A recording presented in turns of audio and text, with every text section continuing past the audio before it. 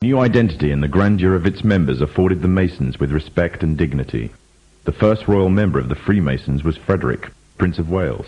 The latest members include Prince Philip, the Duke of Edinburgh, and consort to the current Queen of England, Elizabeth II, who herself is a grand patron to the Masons. However, behind closed doors, the Freemasons were free to indulge in the secret rites and rituals handed down to them by their ancestors, and these became the basis of their levels of membership, called degrees. The Freemasons were not content with power in Britain alone. Their ambitions were far greater.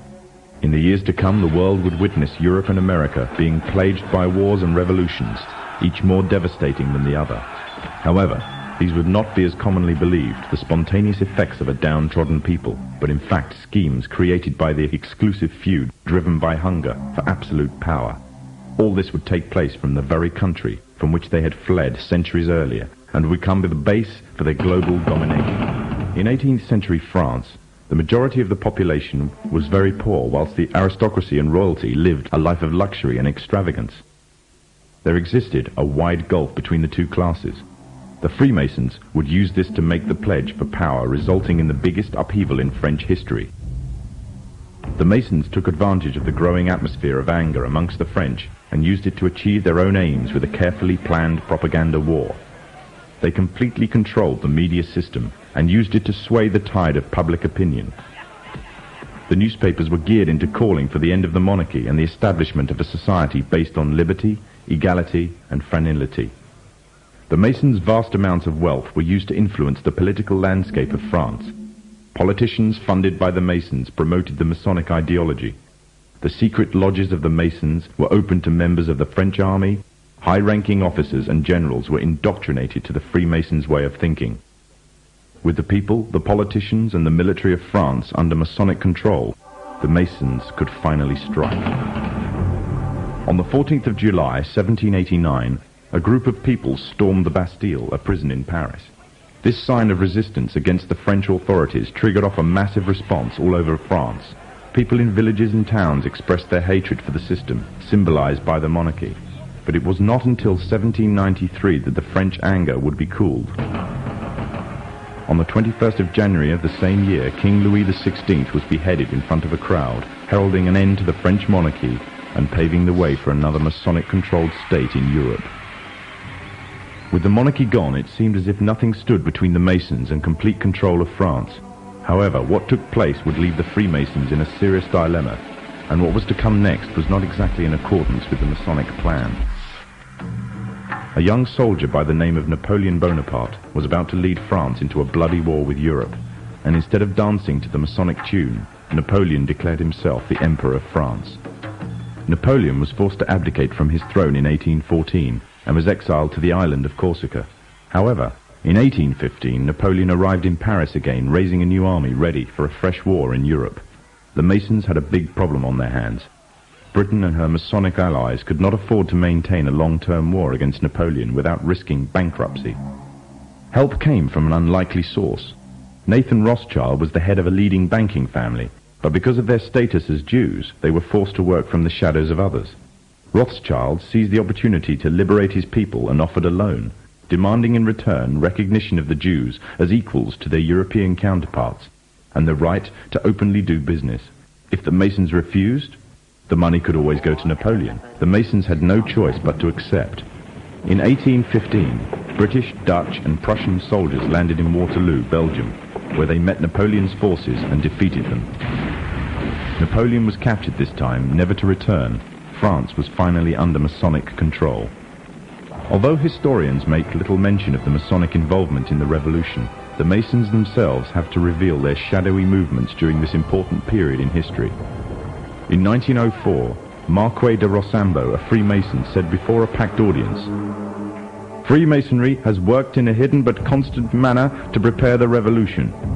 We are then in complete agreement that Freemasonry was the only author of the revolution, and the applause which I receive from the left, and to which I am little accustomed, proves, gentlemen, that you acknowledge with me that it was Masonry which made the French Revolution."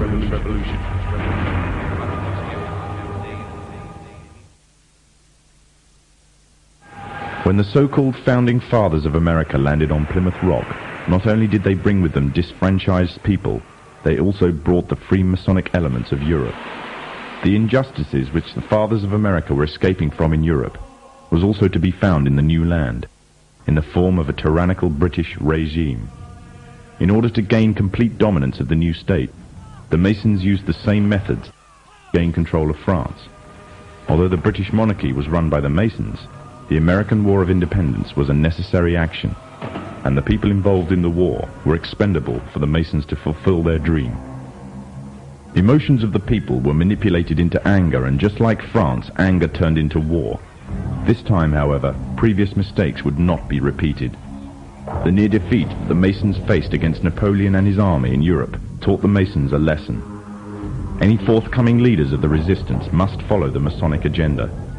The best way to do this was to ensure the leader himself was a Mason, and the leader who took the war to the British was none other than George Washington.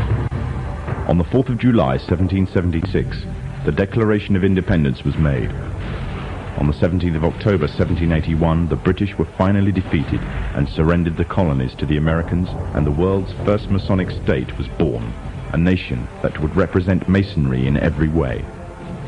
A sign of the Masonic presence in America is plainly visible on the dollar bill, which carries a picture of George Washington, the first Freemasonic president in the world, and a picture of the Freemasonic symbol of the so-called all-seeing one eye.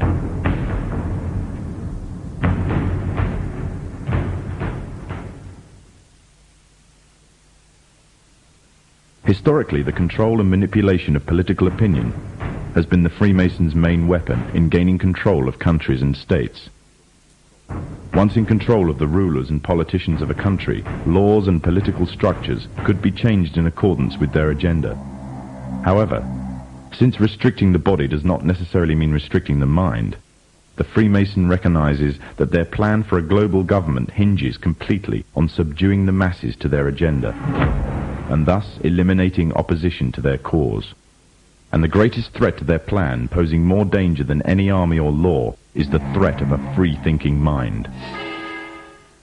In order to eliminate this threat and to achieve their objective, the Masons have set about the boldest plan ever devised: the complete control of every aspect of human life, your life.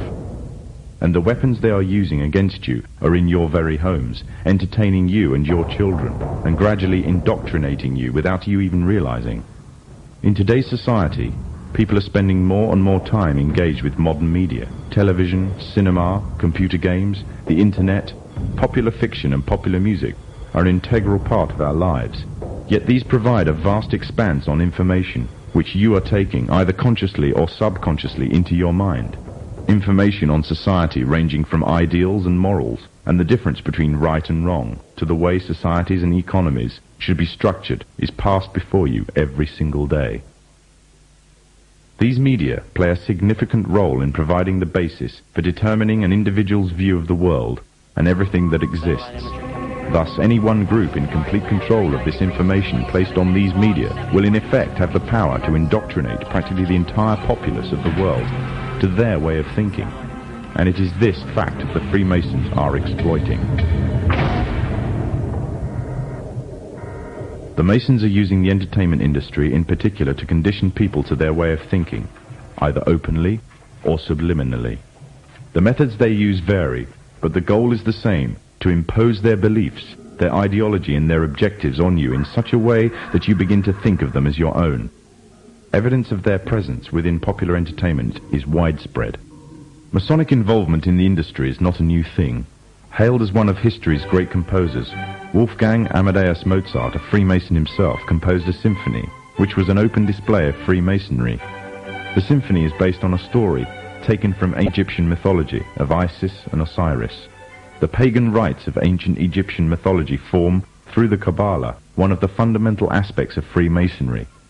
It is from these same pagan origins of Egypt that the symbol of the one eye stems. The entire entertainment world is rife with evidence of the Freemasons' presence. Openly or subliminally, their agenda and beliefs and ideals are propagated from big